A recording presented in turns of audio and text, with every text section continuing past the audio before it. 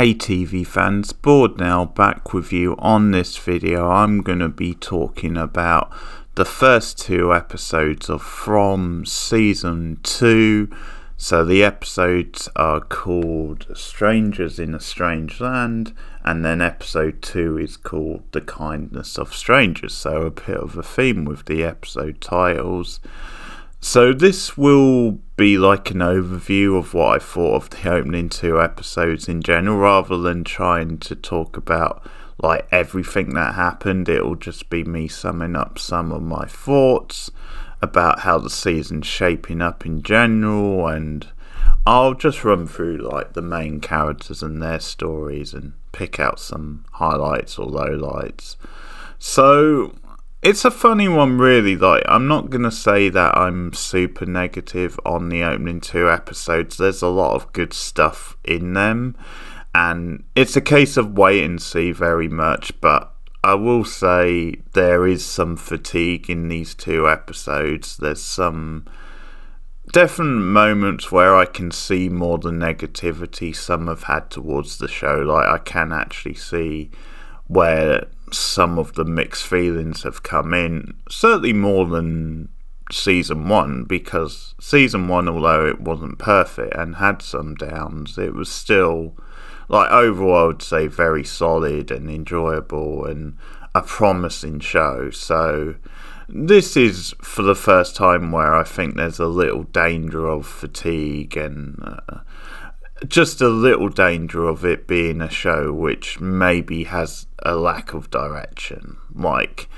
it's a fine art to this kind of show where it is like this bizarre ongoing mystery where the idea is then you answer certain questions but then you pose new questions, and there's shows that do that very well, like Yellow Jackets is a great example recently. Like, I think that definitely nails that formula, or has done so far. I mean, Lost, for all its critics and all you might want to take pot shots at it, I think that definitely does it very well as well. Another one I would say, Orphan Black, is very good at it. Like, that show probably doesn't get enough credit, if anything. But this, in these first two episodes, is starting to feel a bit like, do they know exactly the direction they're going in? Like, there's certain things where it's just a bit overkill with certain things, and it is getting a little bit repetitive. Also, there's this issue of maybe having too many characters at this point, because they introduced a whole bunch of new characters, and I mean, some are focused on a bit and others really aren't. They're more background characters, but you get this whole busload of people coming into town to start the season, and it's not so bad in episode 1 because they kind of split them up, and like, you don't overly focus on them. It's that thing of they're coming into town and Donna has to like explain the rules to them again, and you just get their reaction, like some of them not really believing it, some of them being scared. You get little certain reactions, like an antagonist really is like the bus driver, because she's hell-bent on staying in the town even when one of them who's been helping out gets trapped in like the rubble of the house, because that's a big moment in the first episode. Is because Jimmy has gone looking for Tabitha, and Tabitha of course is off with creepy Victor, and so they're trapped down there. Or at least they see them as being trapped. I mean, they're off on their own adventure in a way. So that's a thing. But, like, because they're trapped down there, they get the guy, I think his name's Mike, who runs the bar. He gets them a group of, like, the newcomers to come and help. So that's something which I did like, because it's a good way to get them involved a little bit in what's going on, and it's just a nice touch, a nice way to have this teamwork between certain characters and for them to get involved in the town rather than just standing around kind of making comments or being like really paranoid. But that was some of the strong stuff really from the first 2 episodes is this tension of them, because what happens is like something dramatic happens with this thunder and that's going on and this storm and then the electricity in the house, and it ends up crumbling and a bunch of them like get trapped in it, and Julie features quite a lot because she's really worried about her dad. And definitely one of the strong points of this show is this idea of you have a set of challenges, you have a set of rules, and the characters have to find ways around them sometimes, like they have to adjust and do something a bit different to work out, to solve the problem. And some of that stuff has been some of the best stuff in the show, and this is a good example of this, because what happens is 3 of them get trapped under the rubble. It's Jimmy, it's again, I think his name's Mike, the bartender, and then it's one of the new guys who, after a while, I assumed his name was Rick, because they kept saying his name, and for a while it sounded like Brick, which is obviously ridiculous as a name, but I think later on it appeared to be Rick, so I'm gonna go with Rick and assume that was his name. But they get trapped down there because they're able to get the others out, but they're struggling to get these last 3 people out, and it's getting close to something like the sun going down where the creatures are going to come out. So it's kind of Donna and Jimmy actually has the idea. It says, we'll stay down here overnight, and Julie's really worried about her dad, but Donna points out that if we cover them up enough and they're able to stay quiet, then they've got a chance of surviving. It has been done before, because later on Kenny, when he's trying to reassure but Julie, he points out that Boyd and his family survived that way the first night, so it can be done.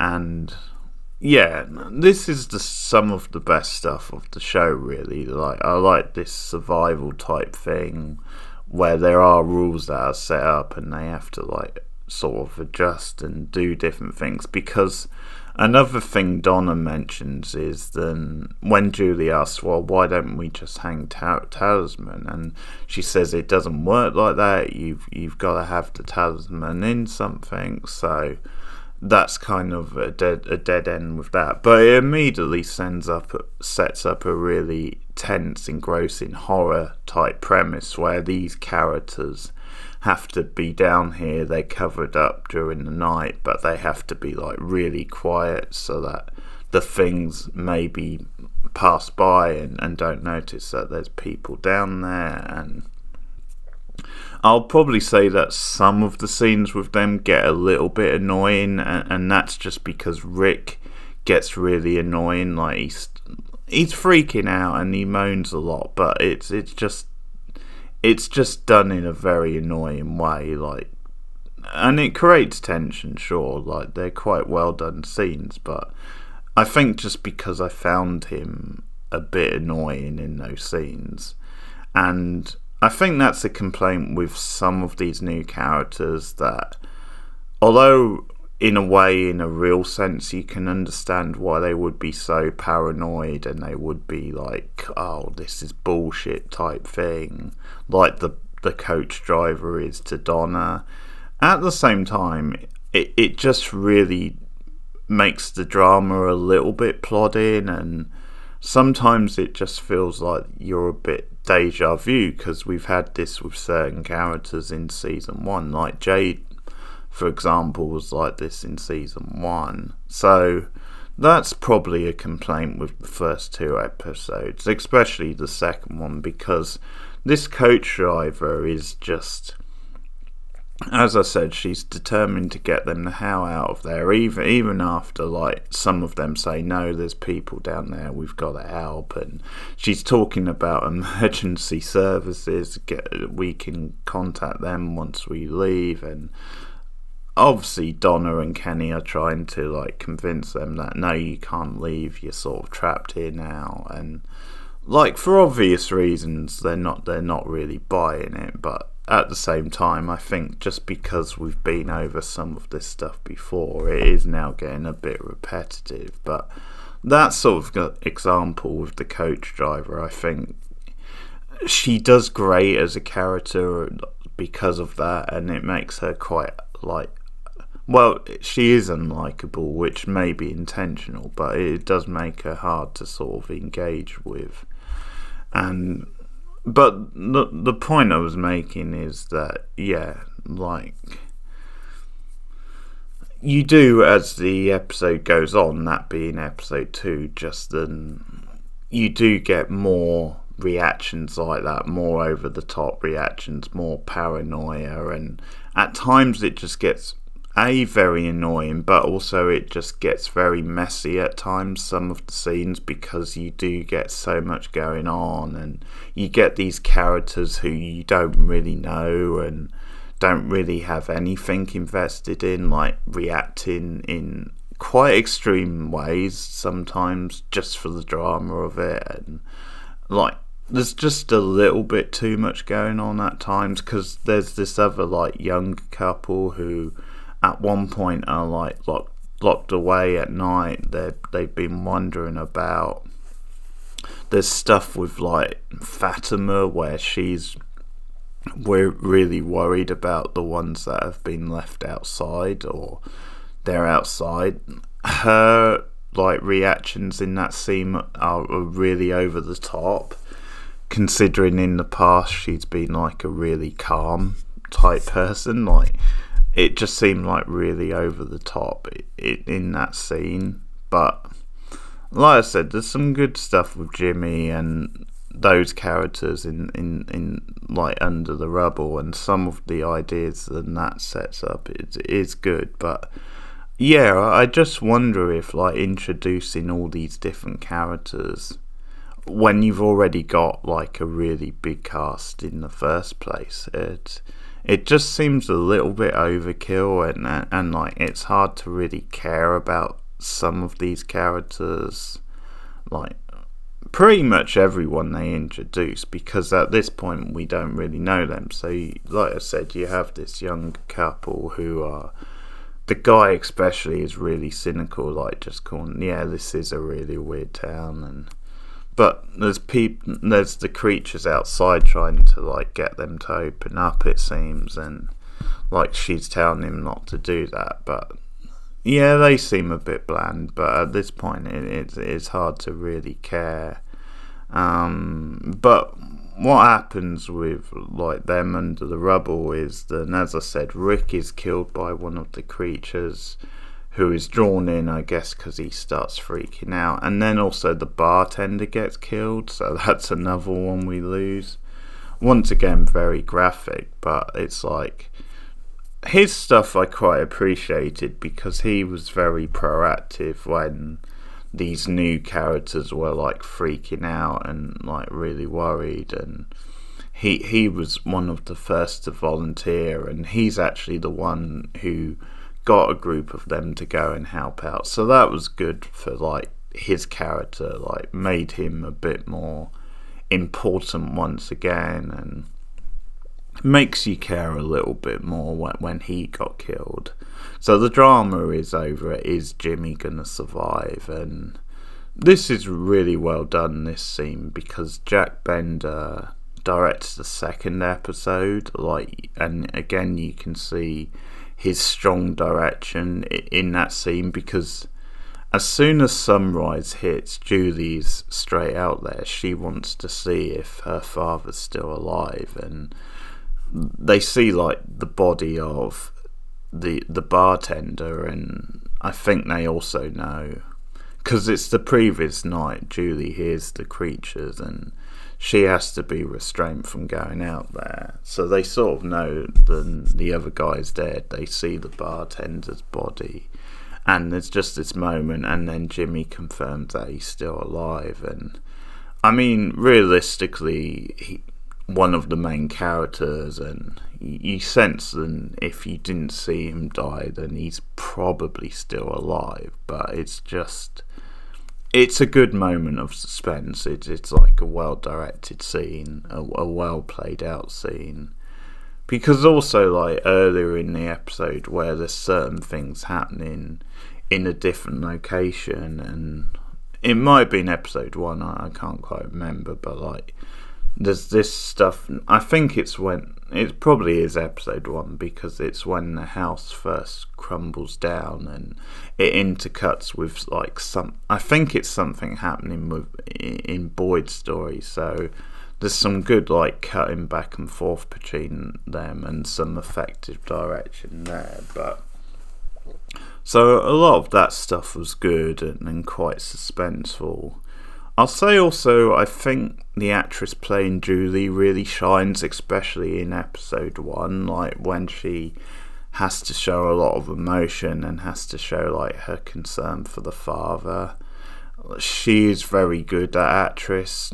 The other thing, like a little bit negative on that, is then in episode 2, like a lot of the other characters, she becomes really hysterical and she just becomes one note, and I'm not sure whether to blame the actress a little bit or whether it's a direction thing or it's maybe more of a writing thing, because in some ways that's just the way she's been written in the story, and rather than like build into something different, it's maybe just stayed at that sort of level. But as I said, the actress did shine, especially in episode 1, and she's definitely one which has had good character growth. So the most important person that arrives out of town is this character of, Mary's her name, and we see her introduced when she's helping out this guy, Elgin, I think his name is, or something like that, and he's the one who has the freak out on the bus, and he gets into a fight with another guy because he's doing the Final Destination thing of we've got to stop. So assumably he's had some sort of vision like certain characters had, and it's because of their fight then the bus stops and things lead to there.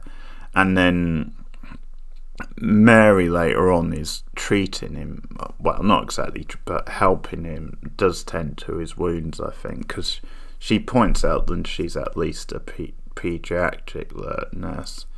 And when it's revealed later who she is, this is like a nice touch, a nice setup for that, because her being a nurse makes sense, because it's revealed later that she is the fiance of Christy. So that's like a big reveal as they get off the bus. Once again, very coincidental, but like obviously again to mention Lost, that show did that a lot, and it wasn't really a problem, but it's obviously bringing up the drama even more with Kenny sort of stuck in the middle, and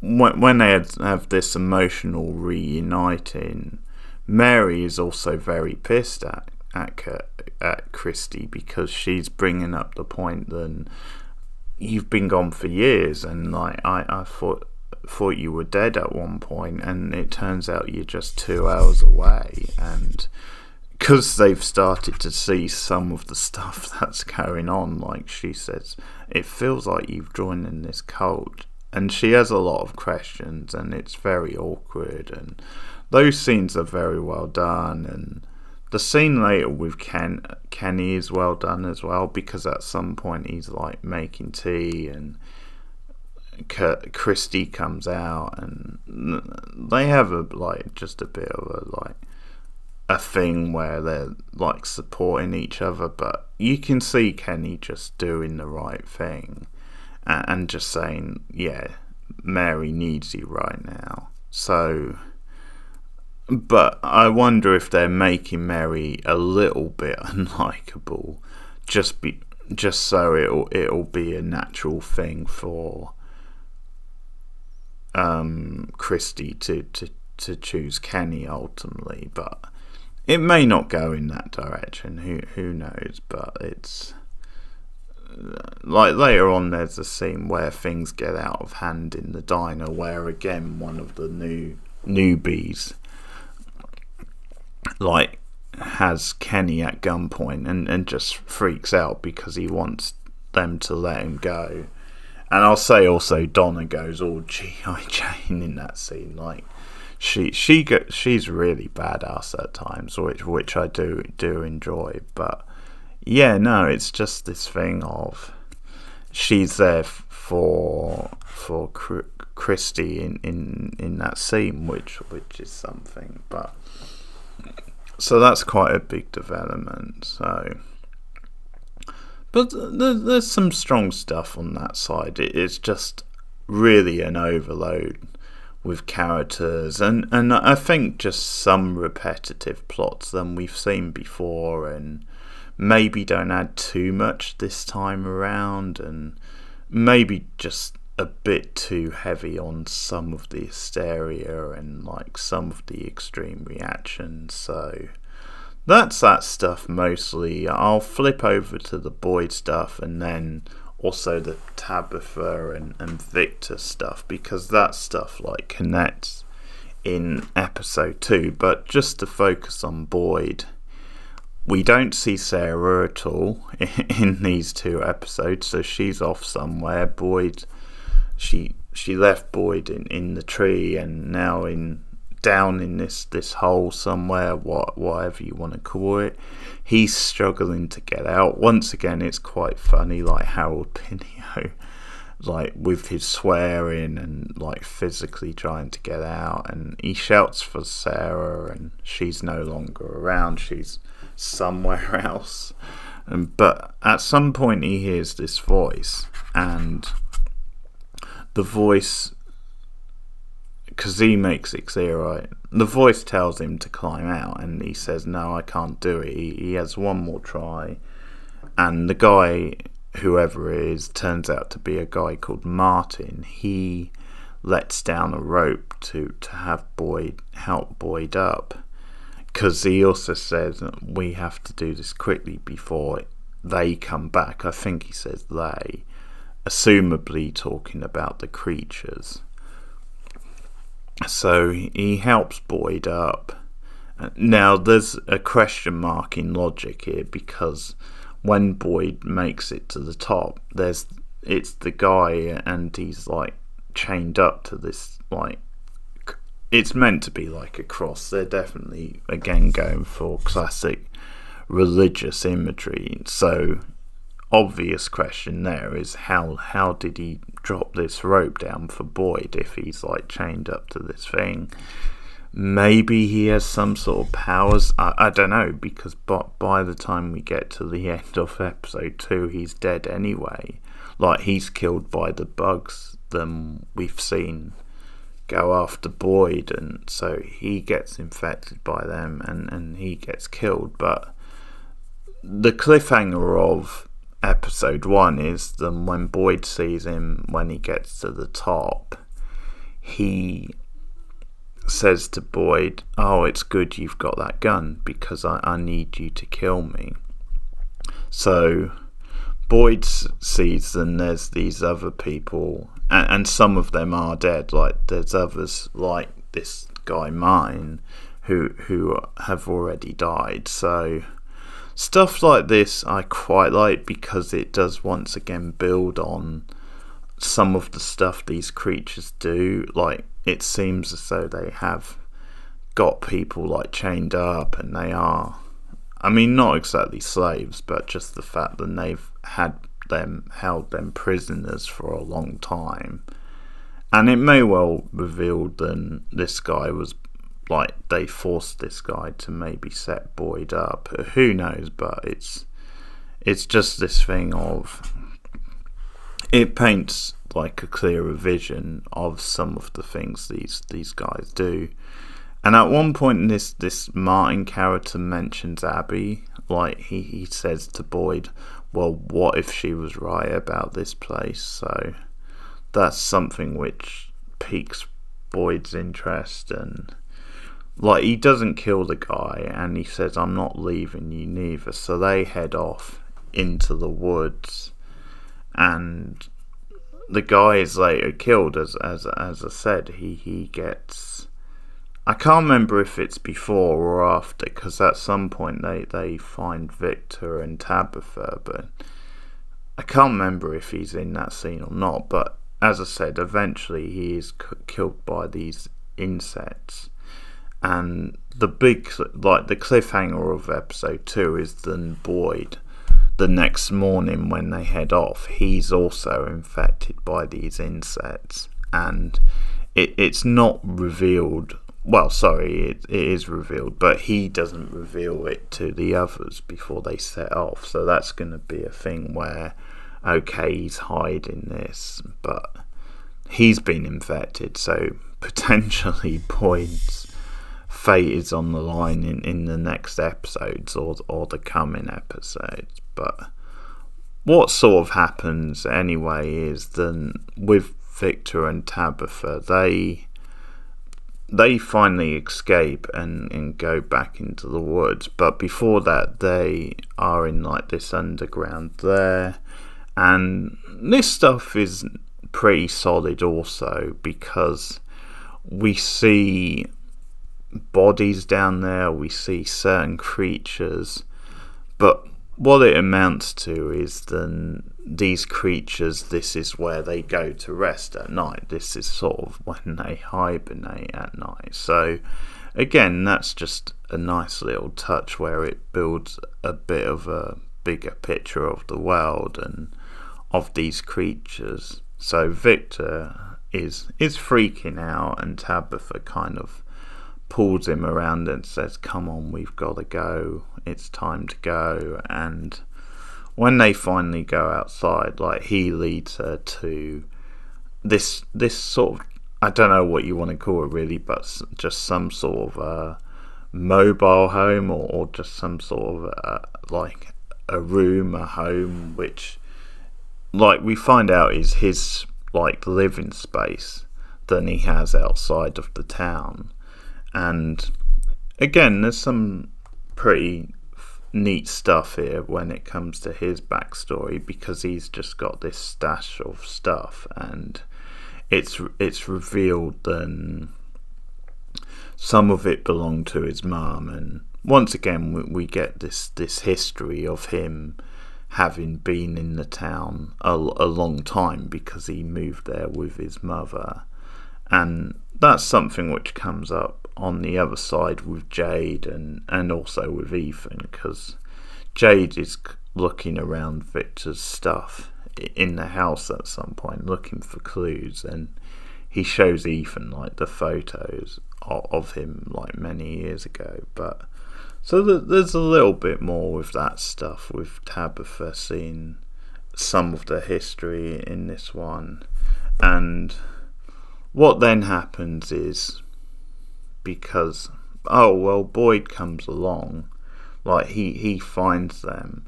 I think, as I said, Martin was still around at this point. I forget which point he died. But then this other character, the character who got into the fight on the bus, like the character who was warning them, again, Algan or something like that, he shows up, like he's running from these creatures, because at one point Boyd sees some people going through the forest, and I think it's meant to be the creatures. They seem to be dressed in sailor outfit, and that seems to imply like maybe different, some of them are from different decades or different eras. And once again, that stuff is pretty good, because like I kind of like this idea of these things having different sort of looks. Now, I'm not quite sure where they're going when it comes to, are they going to be from different eras, but at least visually it's a good look to have different things to distinguish them. So Boyd comes along, and then, as I said, this other character, this newer character, is running through the woods from these things, and this is quite a good way for Boyd to learn like different things, because when they get him inside, Boyd has a gun and holds him up and wants to know who he is, and he says he came in on the bus, and Boyd is like, what bus? What are you talking about? So that's when he has to explain. And Victor is being quite paranoid, saying, can we trust him? That kind of thing. But the next morning, Julie, or Tabitha, finds out about the house crumbling down because this new character tells her,